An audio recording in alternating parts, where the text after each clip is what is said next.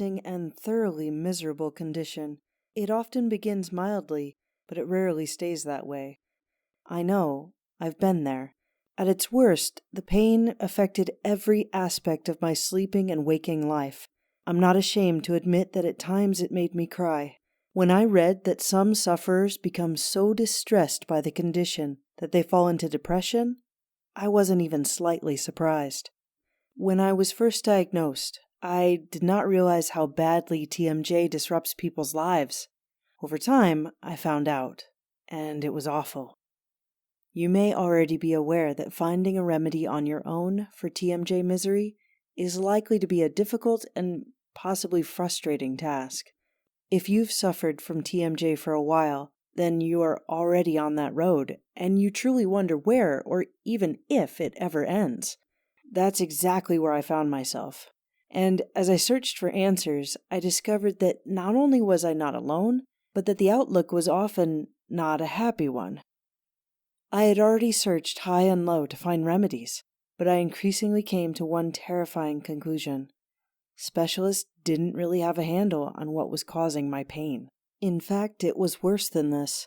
The treatments they recommended actually feel like experiments.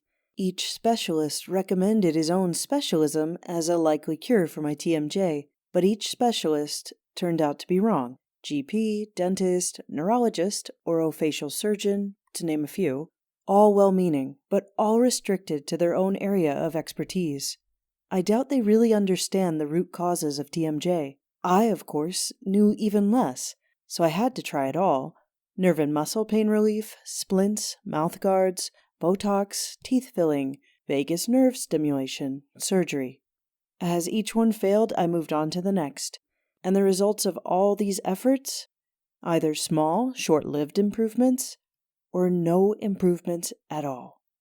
Hours of my time in specialist offices, and thousands of my hard-earned dollars later, there was little to show but disappointment and lost hope.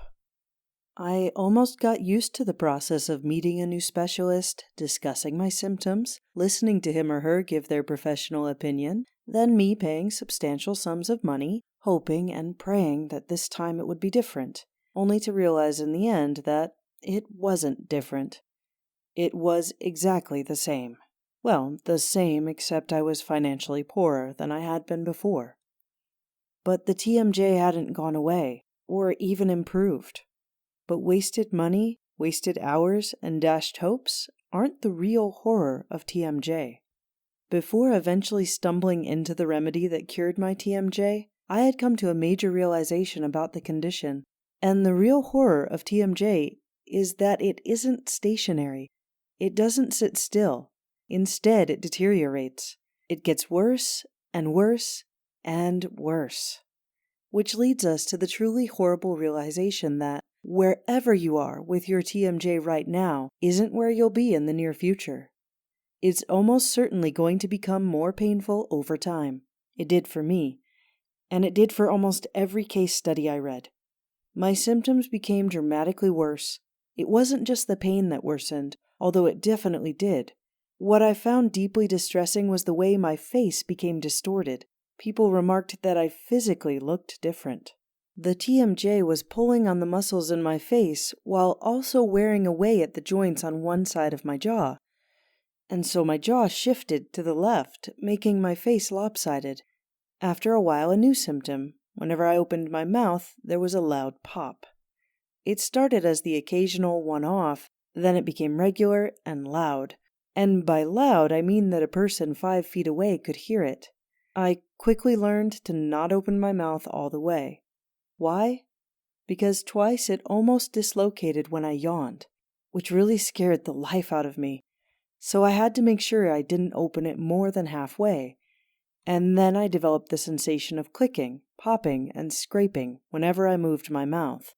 It was especially disturbing when I was eating. And if that's what you want, then click the order button below to get the program in just 90 seconds. By the way, don't forget, as your TMJ progresses, you will spend time, energy, and money on drugs, tests, and procedures. You'll have to. TMJ can become unbearable.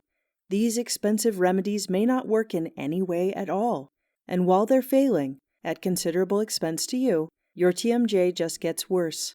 If you've decided to rid yourself of TMJ pain, if not now, when?